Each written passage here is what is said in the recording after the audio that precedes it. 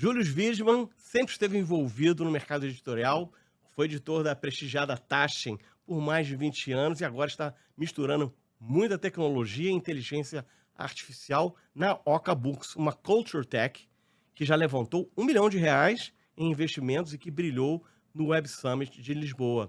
Seja bem-vindo ao Riotech, Júlio. Muito bom ter você aqui. E a gente sempre gosta, né, de bater um papo bacana, né? Bom, Beto, prazer enorme, super obrigado de estar aqui na Band.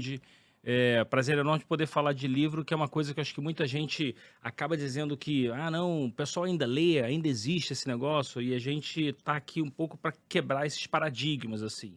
E eu acho que a tecnologia, ela ajuda muito a gente a encontrar outros caminhos das pessoas publicarem coisas, né? Eu sempre gosto de falar de um número que eu acho que é bem interessante, que é o mercado editorial cresce 1% ao ano. A pessoa fala, nossa, nenhum investidor investiria em nada que cresce 1% ao ano. Mas o que acontece é que as publicações autopublicadas, elas crescem 17% ao ano. Né? Isso gera, por exemplo, um mercado paralelo no mundo editorial enorme. Então, obviamente, pode ter o argumento de que com a tecnologia todo mundo tem acesso a um monte de coisa e as ferramentas ficam tão democratizadas que a qualidade média acaba. Só que você acaba podendo explorar criativamente tantos nichos de mercado que você cria picos de qualidade que antes também não existiam, né? Então, só para te dar um outro número que é super interessante, a Amazon vai pagar esse ano de royalties só para autores independentes em torno de US$ 600 milhões.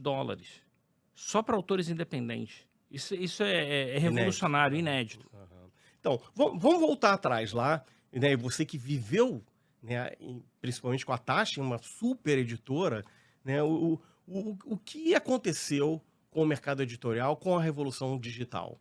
Qual foram os Então, ali... a revolução digital é muito interessante você estar falando. A revolução digital ela começa muito na produção dos livros, que antes eram produzidos à mão, basicamente artesanalmente, e pouco a pouco, a partir dos anos 90, principalmente, você deixa de ter fotolito, Pestap, um monte de maneiras que você precisava no mundo gráfico, elas foram se digitalizando, até chegou um momento que as impressoras já também não tinham mais filme, né, que eles chamam de filmless.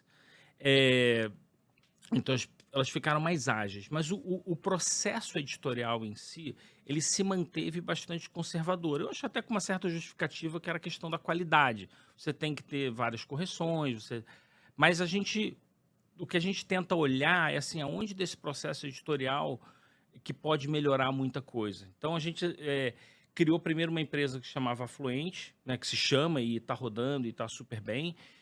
A Afluente, ela em mais ou menos 1 ano e 8 meses agora de vida, ela tem 80 títulos no mercado, e a gente basicamente fala o seguinte, a gente pegou o processo editorial que demora entre 12 e 18, entre 18 e 24 meses para você fazer um livro, isso é a média, tá? Eu fiz muito livro durante muito tempo na Tati, que demorava 2, 3 anos, Hum. 4 anos para fazer. E a gente fala assim, esse livro é possível ser feito entre 3 e 6 meses. É possível como? Desenhando o framework exatamente e dizendo para os stakeholders, vamos dizer assim, todo mundo que está envolvido no processo, é o seguinte, olha, o que a gente precisa é desse material, desta maneira, nessa organização e tal, e com isso se agiliza muito o processo. Então, o que a gente está vendo hoje, né, é uma terceira transformação digital, eu diria, dentro do mercado. Eu vou botar a segunda, que eu não falei, mas a segunda foi o e-commerce, né, que realmente ele muda a perspectiva de como eu distribuo. Antes você tinha as livrarias, basicamente. Hoje em dia você tem as livrarias, mais um monte de coisas, né, os marketplaces, etc. E a terceira, eu acho que é o que a gente está tentando fazer, que é transformar o cenário do processo editorial. Certo. E aí, onde entram os e-books nessa história? Eles fazem sucesso, não fazem? Eu não leio, por acaso eu não leio, mas eu vejo muita gente lendo. Isso era, né, disseram que os e-books vão matar os livros. Como é que está a participação dos e-books? Excelente pergunta. Você sabe Uhum. que eu falo que é tão bom de vez em quando você olha uma entrevista antiga sua, você fala assim, nossa, como eu falei merda. Mas uma vez eu falei de uma entrevista, acho que na Espanha, não me lembro, estava na Taxa, falei, eventualmente eu só vou dizer, porque eu fundei o departamento digital da Taxa. E Uhum, depois eu fechei ele também. Né? Então eu tenho as dores também uhum. de ter tentado alguma coisa e ter dado errado e falado, isso daqui por que que deu errado? O timing estava errado, a tecnologia que a gente usou não era boa.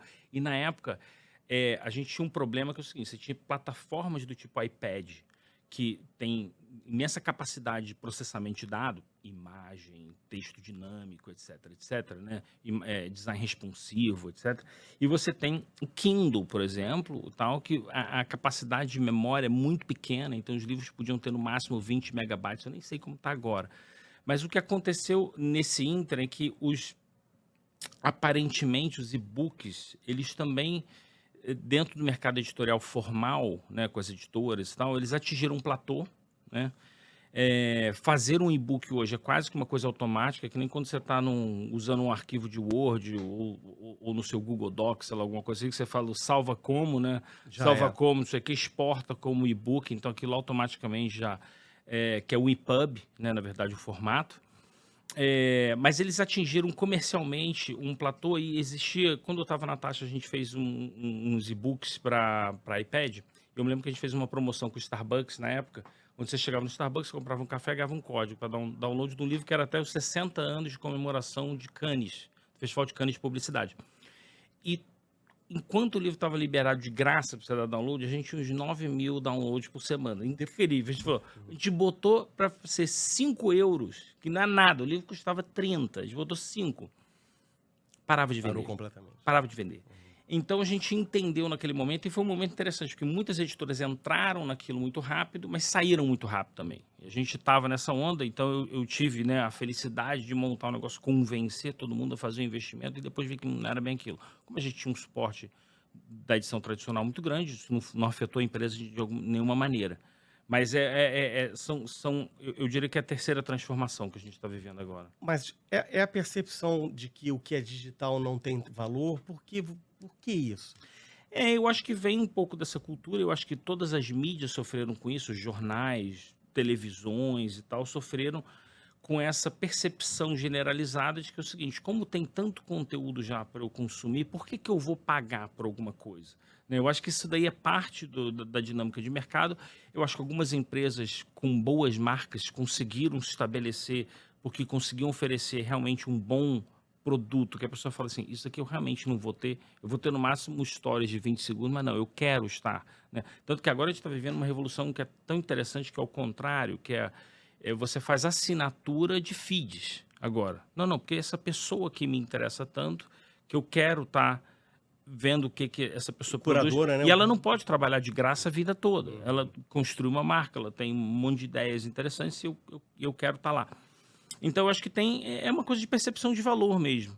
Mas eu acho que nada, né, como o tempo, vamos dizer assim, e a própria transformação tecnológica, porque dentro das tecnologias você vai descobrindo novas maneiras de cobrar, novas maneiras de controlar, etc. E isso muda a perspectiva das próprias empresas também, coisas que antigamente não tinham. Hoje eu entro, né, sei lá, no negócio de aplicativo da Apple e eu, com 2 cliques, não sei o que, eu começo a assinar um feed, não sei o que, pagando tal direto no meu cartão de crédito. A gente não tinha essa facilidade no começo, né? A gente está tendo agora. Agora, você estava tocando a Fluente, e aí como surgiu a ideia do Oca Books? Pois é uma coisa super interessante. Eu tenho um fascínio por biografia. E há mais ou menos 2 anos atrás eu escrevi a biografia do Carlinhos Brown. Quer dizer, eu fiquei 2 anos e meio escrevendo a biografia. E foi uma aventura excelente e tal, que é aquela coisa que todo mundo fala, cara, você está ganhando dinheiro? Eu falei assim, não, eu fiz para realmente, porque eu me interesso tanto por biografia. O primeiro livro que me marcou muito foi uma biografia do Lee Iacocca, que foi presidente da Chrysler. E quando eu li aquilo, eu falei, nossa, incrível. E sempre li muita biografia. E eu e meu sócio, que é o William, que fundou comigo a Fluente e a Oca, William Baglioni, a gente ficava trocando muita ideia de falar, cara, esse processo editorial que a gente está otimizando, ele pode ser otimizado de tal maneira que com inteligência artificial a gente pode ajudar as pessoas a escreverem também. Porque um dos grandes problemas que as pessoas têm de percepção, um dos desafios, eu diria, que a gente tem com percepção da IA, é de que você não faz mais nada, você não é mais autor, você não tem mais autoralidade, e essa sensação de impotência, de que alguém está fazendo alguma coisa por você, né, poder para ele. ela às vezes é um pouco errônea, porque no caso das biografias, a gente montou uma plataforma que, a gente falou, e se a gente montar uma plataforma onde as pessoas dão, em vez de você perguntar para a AI te pergunta. Aí, como é que é, não sei o que, não sei o que. Como é que foi, Tony? Como é que foi a sua infância? Você teve um amigo que você encontrava na sua infância? Como é que esse amigo seu te marcou, não sei o quê? E o que é o seu conceito de felicidade? O que a AI faz muito bem com LLM, né, com Large Language Models, é que você consegue depois formular esses textos e unir esses textos muito bem. E é tão interessante isso, nesse processo de começar a empresa, antes da gente ter o protótipo ainda, a gente estava Quanto tempo desenhando. tem isso? Cara, a gente começou a desenhar o modelo 4 meses atrás. Pra você ter uma ideia, uma loucura, é tão rápido Tá. tudo, né? 4 meses atrás a gente idealizou um spin-off, vamos dizer assim, hoje ela está dentro da Fluente. A gente idealizou e falou, cara, isso aqui é uma empresa por si só. Ele falou, não, mas vamos tocar porque a gente utiliza a Fluente como um laboratório de processo para a gente depois aplicar isso dentro da Oca. E aí, Beto, tem uma história curiosíssima que eu encontrei com um dos nossos investidores, que é o Moisés Politi, encontrei com ele no Soul House em São Paulo, e eu fui apresentado por uma amiga, e aí eu tinha 1 minuto para falar para ele o que a gente estava fazendo. E eu sabia, um cara incrível, tá? Que revolucionou o mercado imobiliário brasileiro, tal, não sei o que, investe em várias coisas hoje. E aí eu falei, Moisés, tal. 2 dias depois ele me liga. Júlio, vamos almoçar, tal, não sei o que. Eu falei, pô, legal. E ele foi o nosso segundo investidor que veio. Primeiro o Marcelo Serpa, que né, tá um cara que super apoia a gente, né, vem da publicidade, mas tem uma visão incrível de futuro, porque ele viu tudo acontecer também no digital. E aí, nesse encontro com o Moisés, ele falou assim, você não vai acreditar. Há 20 anos atrás, o meu sócio em Londres me ligou e falou o seguinte, cara, tem uma startup aqui em Londres que para fazer biografia, você põe um disquete e você preenche. E ele ficou fascinado com isso na cabeça, ele não investiu. E ele ficou fascinado com esse negócio. E quando eu falei para ele que a gente estava fazendo, ele falou, cara, eu adoro biografia, não sei o que. Eu falei, pô, vamos conversar. Né? E hoje ele, junto com os 2 sócios dele, num fundo e tal, eles são sócios nossos, a gente está super contente. E como funciona esse script da IA? Qual a participação? Vocês deixam a IA solta para fazer essas perguntas? Claro que vocês têm que, né, ir filtrando ali. Como funciona isso? Então, isso é que é o mais legal, né? Porque primeiro que a gente tem que aprender todo dia. Como é que a gente fez um teste uma vez e a gente mandou tipo um parágrafo da nossa editora-chefe, né? Que é a Catarina Aires. Aí a Catarina pegou e aí a IA foi lá e escreveu 5. A gente falou, não pode, tá inventando. Aí a gente começou a restringir, dar mais guardrail, né? Você começa a dar mais proteção e fala, não, você tem... Aí ficou muito parecido só com o que ela tinha colocado de... A gente falou assim, não, tem que ter alguma coisa a mais. Então a gente achou, acho que agora, o meio do caminho. Mas a tese que a gente tem, tá? É que o nosso aplicativo, que é um web app, ele funciona... como se fosse um departamento editorial. Então, você entra numa editora, aí você tem alguém que te entrevista, né? E começa a te conhecer. Eu quero conhecer o Beto, porque pô, você vai escrever uma biografia sua, ou é de alguém que você vai escrever. Né? Eu vi que você pode fazer upload de imagem, né? Isso, você pode fazer upload de imagem, pode fazer upload de texto, áudio, entendeu? Vídeo, você pode botar um monte de coisa lá, vai ficar cada vez mais sofisticado. A gente está no começo, vamos dizer, aprendendo, e aí, basicamente, a gente tem 6 agentes de IA, a gente tem o nosso desenvolvedor que falou, cara, vamos pensar em o seguinte, o departamento de você tem alguém que começa e te conhece, depois você tem realmente uma pessoa que escreve os textos, porque o autor, ele vai ser sempre o usuário. Então, no nosso modelo, o autor ele é sempre o usuário, porque ele está dando a informação, a gente não está inventando nada. Ele que está proporcionando a gente ajudar ele de fazer essa biografia. Depois você tem um pesquisador, que, por exemplo, se você fala, eu nasci em 1900, eu não sei quando você nasceu, lá, 74 que eu nasci. 64. Então, 64. Eu nasci 2 da manhã, num sábado de carnaval, não sei o quê. Ele vai pegar isso daqui e existem informações sobre isso que ele pode adicionar, que enriquecem, que às vezes nem eu sabia, né? Então, tem coisas super interessantes. No Rio de Janeiro, a população era tal, não sei o que, depois você tem um editor, e esse é o editor que vai dar a palavra final, né, no texto e tal. E aí ele vai passar por um revisor, né, e tem um agente que trabalha com todo mundo, que é o organizador de conteúdo. Né? Então, esses agentes, eles todos se comunicam, todos trabalham um com o outro, são todos agentes de IA. E a gente utiliza várias ferramentas, né, desde Gemini, até... Copilot. É, seja, né? exatamente. E quanto tempo dura esse processo? E quanto tempo o autor tem que estar disponível para isso? Então, eu acho que é o seguinte, se você realmente tiver bastante material, porque você pode pegar, sentar no computador, por exemplo, você escrever um monte de coisa, você dá um monte de copy-paste, vai lá, em 2 horas você acabou o processo. Tá? Mas raramente isso vai acontecer. A gente implementou agora a ferramenta de áudio, que você pode conversar, de fato, com AI ali. Então, isso facilita muito.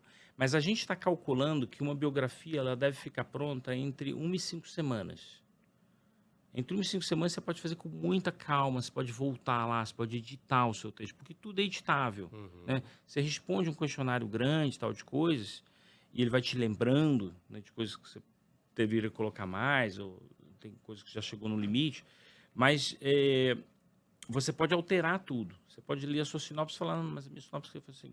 A gente tem uma pergunta que a gente faz, como é que você queria que fosse o primeiro parágrafo, né, do seu livro? Porque o primeiro parágrafo você quer uma coisa marcante, às vezes, tal.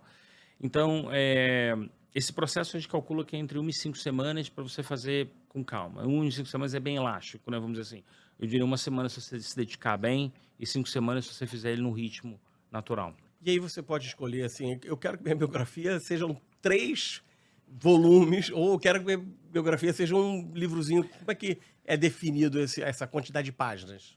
O modelo que a gente está colocando agora é o modelo que você pode escrever uma biografia simples de 50 páginas, depois você pode escrever uma de 100, de 200, aí você tem depois uma assinatura que aí você pode escrever de mais, né? Mas esse é o modelo agora, ele é por página, porque eu acho que páginas as pessoas conseguem entender, visualizar, né?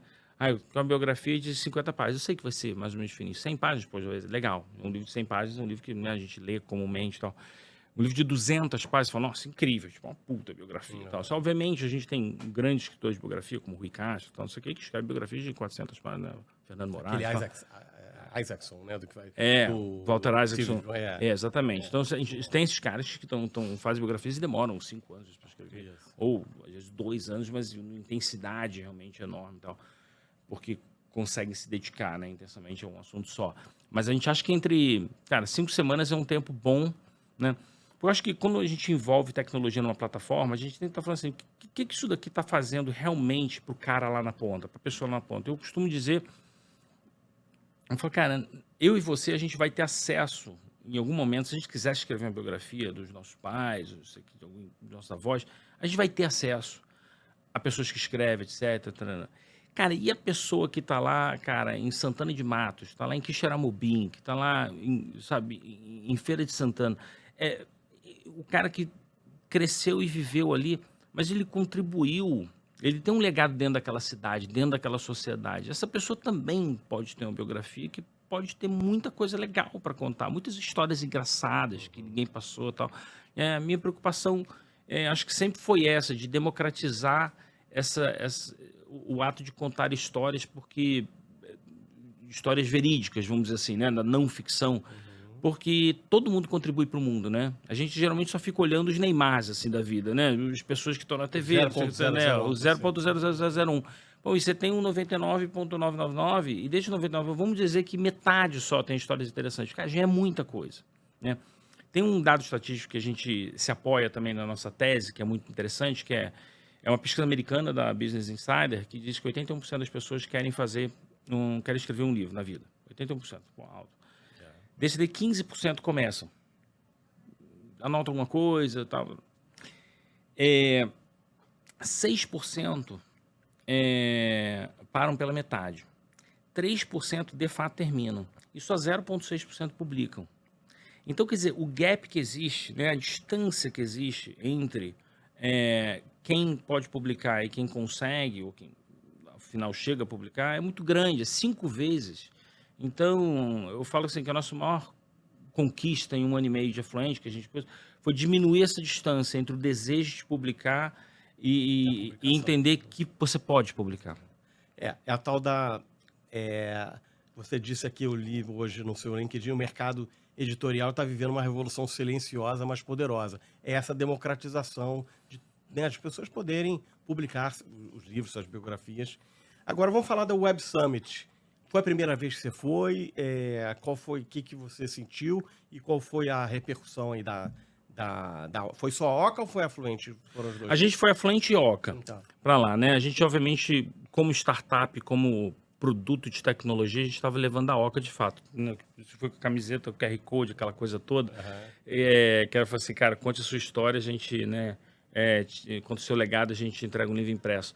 É, cara, foi realmente uma experiência espetacular. Eu tinha participado só como attendee, né? Como delegado aqui no Rio de Janeiro uma vez.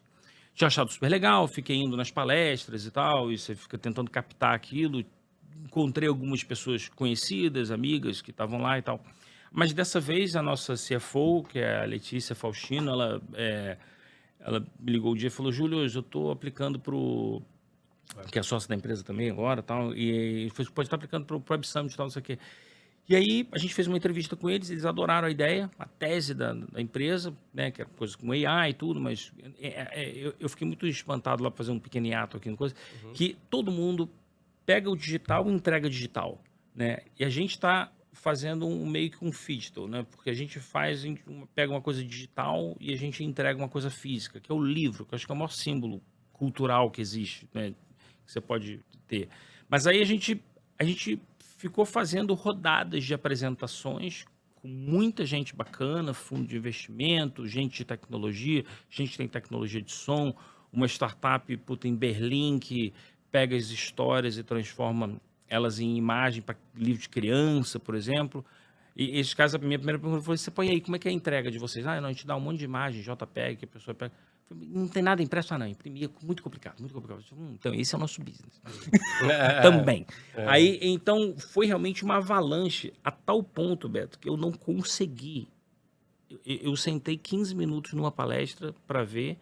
Eu não consegui nem ir no plenário central, na plenária lá no palco central. Eu não consegui ir, porque a gente estava tão ocupado Que ótimo. conversando com as pessoas e falando e apresentando.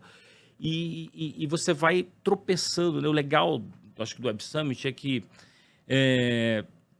você vai tropeçando em gente que vai vendo o interesse em comum, né? E às vezes você se dá 3 minutos para explicar o negócio, você muda completamente a perspectiva. Então, eu vou te dar um exemplo que aconteceu lá, por exemplo, a gente estava lá no nosso stand, no último dia, a gente ganha o stand por um dia, né? Como é os alfa, né? Vamos dizer assim. Então, receber investimento de menos de 1 milhão de euros e tal, não sei o quê. E aí, só para avisar, a gente vai estar no Web Summit do Rio de Janeiro também. Legal. E vai estar no Web Summit de Lisboa no ano que vem também. E aí, essa mulher estava lá com crachá, acho que de investidora, tal, ela olhou, estava olhando, tentando entender e tal. Ela viu que a gente era de São Paulo também, tal, não sei o quê, do Brasil. Aí ela falou: poxa, vocês falam português? Tal, não sei o quê. A gente fala brasileiro, tal, tal. E ela falou: nossa, que interessante. Tal. A gente começou a falar sobre coisas de AI, eu expliquei para ela. Eu falei: qual é a sua área? Ela falou: a área de saúde. Eu falei: que interessante. Eu falei: a gente acabou de conversar agora com uma americana, a gente já tinha uma reunião com uma americana, que é do conselho do South By, lá do SW, e ela falou: ficou muito interessada em levar a plataforma para os aposentados americanos, que precisam de ter o que fazer. Sim, perfeito. E querem contar a história deles. Eles estão nas casas, não sei o quê, eles têm dinheiro para gastar, e eles estão lá. E os netos não sabem o que eles fizeram, os filhos até mesmo não sabem como é que foi a vida deles e tal, as agruras e todas. Tem cara que combateu na Segunda Guerra. Os filhos não Exatamente. sabem, isso é muito comum. Muito Eu escuto: meu avô nunca me contou isso. O cara, desembarcou na Normandia. Histórias bacanas, né? Histórias de heroísmo, etc. Exatamente. Então tem todas essas milhões e milhões e milhões, né? Talvez bilhões de histórias e que não são contadas. Aí ela falou assim: cara, eu lido com isso também, não sei o que, na Holanda, porque olha só, a história dessa mulher é incrível. Solange, ela vendeu uma empresa no Brasil de software, vendeu para a Philips, chegou lá, foi para a Holanda morar para fazer parte da Philips, virou head de software mundial da Philips. A mulher tinha uma potência, assim. Mas não era brasileira? Brasileira. E incrível, assim. E se mudou para lá e não vai mais voltar para o Brasil, e agora montou um fundo de investimento em tecnologia, não sei o que e tal. Pessoa incrivelmente interessante. E são essas pessoas que você vai encontrando e você vai falando: cara... E aí a gente agora se comunicou com ela de novo, que ela falou: olha, eu tô muito ocupado, isso aqui. Em janeiro a gente volta a falar, que me interessou muito trazer isso aqui, porque ela falou assim, na Holanda tem 6.500 asilos. Eu quero levar isso daqui como terapia ocupacional, como terapia como saúde mental, né? Então você vai... O processo todo do Web Summit, eu acho que é muito legal, é que você está com um produto, você tem um conceito sobre ele e você tem uma visão sobre ele. E as pessoas passam e dão um outro significado, né? Outro significado. O Jeff Bezos fala um negócio muito interessante, que ele fala o seguinte, ele fala, cara, você tem que ser, tipo, bem duro na sua visão e bem flexível nos detalhes. E eu achei quando ele falou isso, eu falei, caramba, é exatamente isso. Quer dizer, a gente tem lá uma visão de fazer biografia, não sei como eu vou utilizar isso. Mas tem milhões de detalhes que a gente pode... não, isso aqui é um legal. E para falar de um cara de AI, né, o Sam Altman, ele fala muito esse negócio de, cara, encontra um nicho de mercado onde isso pode funcionar muito bem, tem uma necessidade realmente das pessoas, e poder explorar isso da melhor maneira possível, né? A gente vai explorar aqui no melhor dos sentidos, né?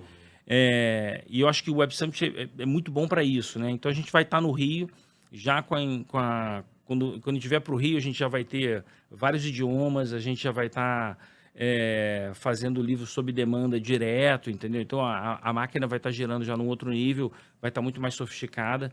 Então a gente agora está trabalhando duro para botar ela no mercado europeu e americano no comecinho do ano que vem. Mas basicamente o mercado europeu, a gente já agora fechou um contrato com uma empresa na Holanda. Então tudo que for feito lá, a gente já imprime lá mesmo e distribui para as pessoas, porque as pessoas poderem receber um livro, né?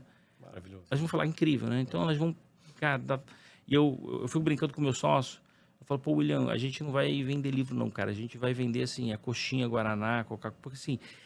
a quantidade de festa que a gente vai ver as pessoas fazendo para ter aquele livro, tipo, me dá até arrepio, sabe? Eu falo, cara, é emocionante, né? As pessoas poderem contar a história delas.